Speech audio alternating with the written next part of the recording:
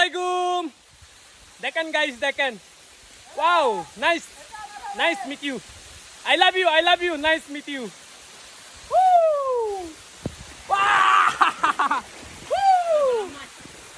Wow! Say guys.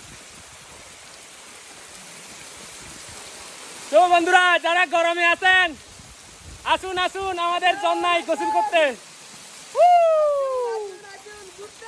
Wow, অস্থির।